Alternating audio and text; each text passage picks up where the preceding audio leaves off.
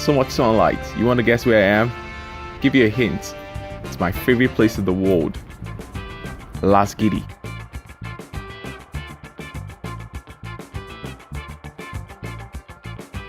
For those of you that don't know, Lasgidi is what we call Lagos City. I mean, I've spent most of my life here, and definitely my favorite place in the world. This is where I feel home the most. But before I got here, I missed my flight, and I'm going to tell you a story about what happened.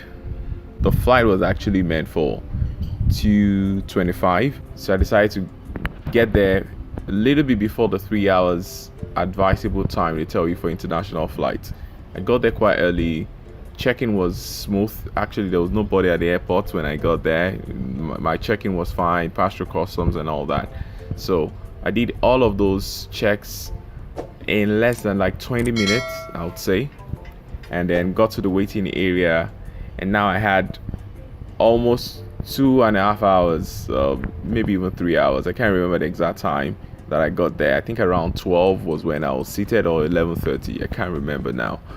But I had so much time to wait around. So I had to come up with a plan on what I was going to do while waiting.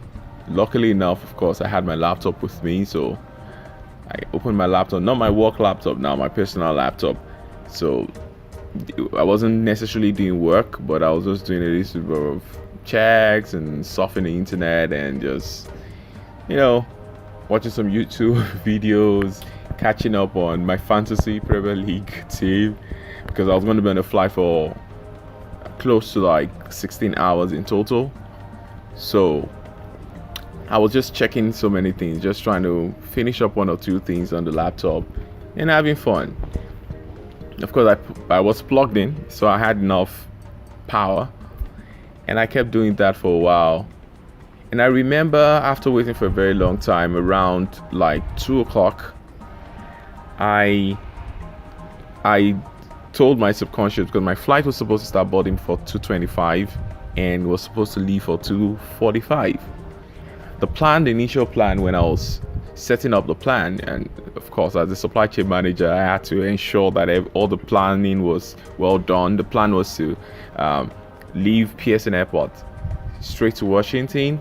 That was going to take like an hour 15 minutes thereabout, and from Washington I was supposed to take a flight from there to Lagos, direct flight, which was going to take me like 10 hours. And because I didn't want to get jet lagged, I decided I'm going to take a pause and do my video. So I decided my plan was going to be take the flight from Pearson Airport to Washington, and from Washington, I think the wait time was going to be about 1.5 hours. I'm not sure now. I think 1 hour 30 minutes or 2 hours max. So that was going to give me enough time for any other stuff I needed to do there. And then the 10 hours flight, I was going to sleep in there, and I was going to arrive in Lagos by 9 a.m. So the plan was use that lag time while I'm in the flight from Washington to Lagos to sleep, so that I just wake up in Lagos and I don't have so much jet lag. That was my plan. Well, when it was 2 o'clock, as I said, I checked the time and I passed it to my subconscious, just to remind myself, okay, there's going to be an announcement very soon about our flight, and that it has started boarding. And once I hear that sound, I know it's time for me to shut off my laptop and get ready to board. So 2 o'clock was the last time I checked my watch, right? And I kept working. And that feeling that I was just like, what's going on? It seemed as if my waiting is taking too long. I thought to myself that, I was engrossed in what I was doing, and I felt like something was just off here. So I checked my time again. It was around 2:35, and at that point I knew I had goofed. So here's what happened. Because I came very early, there was a gate on my ticket, on my boarding pass, and it was gate 82, something like that. I think it was 82. I can't remember, but yeah, 82. I think I remember that. So I went to see that 82. I was seated there and, just waiting. What happened is they changed the gate. And what would happen is when they change the gate, and they just always display it somewhere on one of the monitors. So you're supposed to go there and check. In fact, if you check under the boarding pass, they will tell you gate may change. So in fairness to them, they would write it there. But I don't know, for some weird reasons, I've never had a situation in which they change gates on me before, ever. So for some weird reasons, it was not in my subconscious that the gates might change for some reasons. Anyway, so I sat there, and when I checked the clock and I saw like around 2:30, I just knew at that point that you've goofed, guy. I knew I'd goofed. I knew what had happened. And the flight was supposed to take off around, I think, 2:45. So no, I think I checked it around 2:40. Yeah, I checked the time around 2:40, and at that point was when I knew that I'd goofed, and I stood up immediately, went to check the monitor. At that time, there was not even being displayed anymore. I think they had called probably the final boarding for the flight, and I was running around because I had no idea what was going on. There was nobody at the gate 82 that was seated, so I was just running around and trying to find out what was going on. So I saw some staff of the airport, and they said they think they've changed the gates, which at that point I think I knew. They might have made an announcement at the new gates, but the sound didn't get to where we were because it was quite far away. And when I ran over there, the United guys told me, "Oh, sorry, the flight is leaving. That's the flight over there. It's getting ready to leave." And it was so much on time. So he left, I think, on time or even earlier. Anyway, when I got there, they told me, "Sorry, your flight has been missed." Funny enough, there was another guy there. He was Ghanaian, who was also going to Washington. I think he was going to Accra. So he was going to go to Washington and I think take a flight to Accra. And he was there too. We were together at gate 82. We got there early, and there was another guy, I think he's Nigerian, who came to join us later. Anyway, let me jump the story. I got there and they told me, "Sorry, we'll try to see what we can do, but you can't join your flight anymore."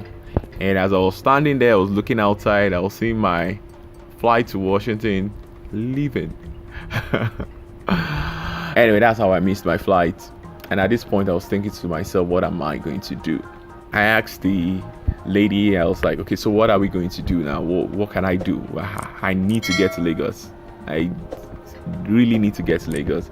And she was like, "Okay, they're going to check." And then they said, "Unfortunately, the next flight that will get you to Lagos is going to be coming in tomorrow." And I was like, "Okay, that is not good. What does that mean?" And at this point, I had to put up a little act, because I didn't want to make it convenient for them. So here's what happens: most people will take the easy route. If you make it convenient for them to tell them, "Hey, don't worry about it, I'm going to be fine," they'll just relax. They're not going to try to do much, right? So I didn't want to make it easy for them, and I was like, "I'm sorry, what do I do? Am I going to sleep in the airport? Come on." I'd leave like an hour away from the airport, so it's not like I couldn't get back home. But what they told me, which is what most likely would happen, is they are taking down my bags, by the way, from the plane because they couldn't get me. And they told me I was going to go back through security and reclaim my bag. And the next day I was going to go through the same ordeal of going through customs, going through security, doing everything again. So I was going to come afresh. I just came up with the fact that, can I sleep at the airport? Of course I wasn't going to do that. Told me, "Sorry, you can't. You can't stay for a whole day because the next flight actually is going to be for 5 p.m. tomorrow." At that point I felt, okay, this is not good. So if I leave at 5 p.m. that day, where am I going to land? And they said, "You're going to land in Lagos on the 13th of May at 5 p.m. And I was coming for an event for the 14th of May. So at that point, I knew that wasn't going to work. So I became a little bit dramatic. And And I was like, this can't happen. You guys need to do better, blah, blah, blah. And I'm not blaming this on you. Some negotiating tactics, you know. I'm not blaming this on you, but this is just poor management. We were there, blah, blah, blah. And I was getting a little collabo from a Ghanaian guy, you know, put a little blame on them and still try to pacify them to make them feel a little bit better. But the first lady didn't care. You know, she was just like, well, there's nothing I can do about it. You can be hysterical as much as you want. You're just going to have to come back tomorrow. So I looked and I thought I needed to up my negotiating tactics. Negotiation is what I do for a living. So I said, okay, what am I going to do now? This lady is not going to budge. It's an ego tripping thing for her. And she has the power right now. I have very little power. Yeah. Because what she said was, if you have a complaint, you can call the customer service. And I knew that wasn't going to work. So what am I going to do to get to Lagos as soon as possible? Anyway, there was another lady there who I felt was a little bit more empathic, and because I felt the empathy coming from her, I, you know, decided I was going to start speaking to her a little bit more. Anyway, she took over the desk and told the lady, "Don't worry, you can go. Let's see what we can do about this." So I started like trying to talk to the lady to make her understand why I needed to leave, and that what can we do. She was like, sorry, I understand what you're saying, but there's no flight, there's nothing we can do. So the guy that was they got a flight for the Ghanaian guy because his flight was supposed to be the next day. So he was planning to go to Washington, stay over in Washington because he had friends or family there, I don't know. But his flight was for the next day anyway, so he wanted it to stop over. So he got a flight going to Washington. The problem for mine was, even if I had gone to Washington, there was no flight until the evening of the next day. So, and I wasn't, then she asked me, do you have family in Washington? I said no. Anyway, I could actually go somewhere in Washington. It's like an hour and a half away from the airport. But it will mean that I'll probably have to rent a ride. It's going to be just too expensive for me and not very convenient. It's better for me to actually go back home and come back the next day, you know. So, but I had to just make it look like I was just a traveler that wasn't residing in anywhere close to Toronto in Canada, so that it makes the case a little bit stronger, right? So anyway, so the lady was like, so it's not going to work for me to book you into the next flight, which was for 5 p.m. that day to Washington. So the best thing you can do is to go back home, come the next day, okay, and go through security again, and then you get your flight. The only problem is you're going to be landing in Lagos 5 p.m. on 5 p.m. on Friday, which is May 13th. Now, here's the thing. When I booked my flight, I'm not really a fan of too many stopovers, right? Unfortunately, there's no direct flight from Toronto to Lagos, so the best I could get was 2 flights. And I also don't, I just love to just sit and just arrive where I am, but we don't have that in Toronto, so you have to work with what you have. So with that was happening, the only flight that was going to come up on the next day was going to be 3. You know, I'm going to have to use 3 flights. So there was no other option. Anyway, as we were talking, I told them, okay, is there any flight? Then they said maybe the other option would be for me to use a different carrier, but that's going to cost me money. I was like, I don't mind at this point. Now, at the back of my head, I had a price. I had said it was going to be more than $500. You know, I wouldn't want to pay more than that. You know, anything above 500, and I'm not talking about $5 above 500. That's the 500. But you know, 500 was a cutoff mark. You put plus or minus a little bit, but $500, I was willing to pay that, but nothing more. You know, to get me on the flight that day, to get me to Lagos as soon as possible. I didn't mind also landing on the 12th of May. You know, because I was supposed to land on the 11th in the morning, but 12th of May would have been fine for me. Anyway, so she picked up the call. I think that kind of made her okay. Now I have more options, you know. So she picked up a call, called their help desk or whoever, and talked to them that okay, he's willing to pay if you could get any flight for him whatsoever from another airline. He just wanted to leave today. I started talking to them, and lo and behold, a miracle happened. A miracle happened, and they found out that there was a flight that day at 4:30 or so. 4:30. At this time, it was. The flight was for 4 to leave at 4, but it was going to stop boarding around 3:30. At this time, I was talking. We were already going to like 3:15 thereabout. So there was a flight that was going to go from Toronto to Newark in New Jersey, then from New Jersey to Frankfurt. Both flights were United. Then there was a joiner to Lufthansa to Lagos from Frankfurt. So I was going to take that immediately. They told me about it. So I was like, how much am I going to pay? They said, don't worry about it. You're not going to pay a dime. I was like, miracles happen. But you know, if not that the new lady that took over from the first lady, right, decided to help, there was no way in the world I was going to be able to get to that flight, because that one was just, I resigned, told me to just accept my fate like that. She's not going to do anything. I'm going to have to come back. And she was like just walking around with her shoulder pad, you know, just feeling cool with herself, like she has all the power. If I didn't like it, I should call their number, you know, help desk number or whatsoever.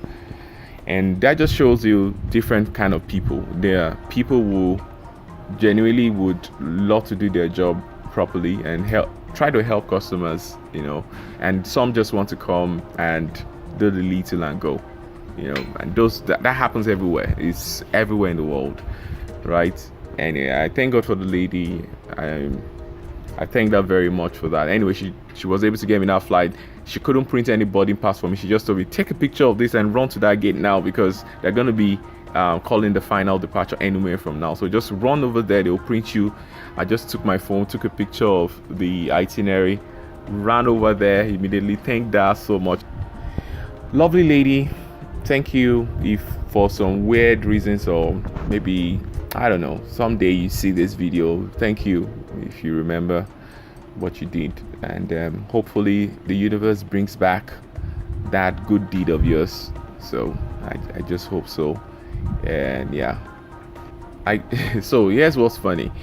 I'd booked the window side. I always love the window side because I love to look outside, just enjoy the view and all that to while away time. I just love looking out. But this flight, the first flight, good enough. The one to Newark, good enough. I was given the window side. The flight from Newark to Frankfurt, I was seated in the middle. The worst location you can sit on an airplane. Trust me, I hate that location. I got that, but at that point I didn't care. I had to pay. I had to suffer a little bit for my stupidity. Yeah, so I didn't really care much about it. And that's all. So when I was, by the way, when I told my boss, my vice president, that I was coming to Lagos, and that, I mean, using the first flights, which was supposed to be 2 flights, one to Washington and Washington to Lagos. And he was like, oh, you have a 10-hour flight. You know what you should do? This was the advice he gave to me. He said, you know what you should do? Just go over there and just go to the counter and tell them you want to upgrade to first class. That you could actually get it as cheap as $500. And when he said that at the time, I was like, well, $500, not a good idea for me, you know. But I didn't try to like vocalize it at the time. But then I now thought to myself, when I was at the airport and I missed my flight, I was willing to pay the $500, you know, just to get to Lagos, and I was gonna get a shitty ride. You know, that's what's funny. If when he told me about the $500 to pay extra to get that extra comfort, I wasn't willing to pay it.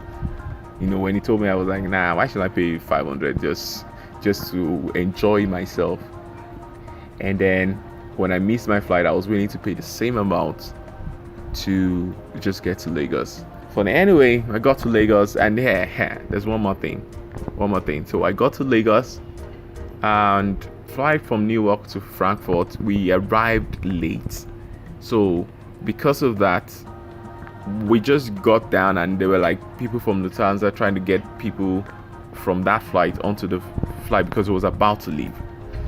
And in fact, those that were supposed to go to Abuja from Frankfurt missed their flight. They had to go the next day. So we just got on board. So because of that, when we got to Lagos, our bags did not come with us. They didn't have enough time to load the bags. So when I got to Lagos and I put on my phone, I got an email telling me that, sorry, your bag didn't arrive. It's going to be arriving on the 13th. So I think that was our flight. Also, they wanted to put me on initially, so they booked that flight for my bags to come. So I came to Lagos and I had nothing because I don't put anything in my hand luggage most of the time. That's another lesson I learned, but it doesn't matter. This is Lagos. I was coming to Lagos, right? It's home. So I didn't really bother about it.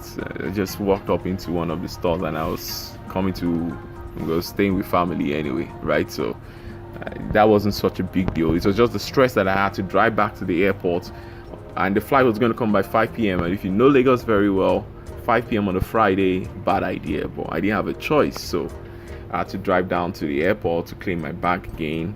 And if you know how Lagos airport is, passing through Lagos airport, I mean inside Lagos airport, just to go in and come out, cost you money, if you know what I mean. I'm not going to say more than that. But it doesn't matter. I mean, I was still grateful that I got to Lagos on the 11th as planned. So I got to Lagos in the evening around 5, as opposed to landing at 9 a.m.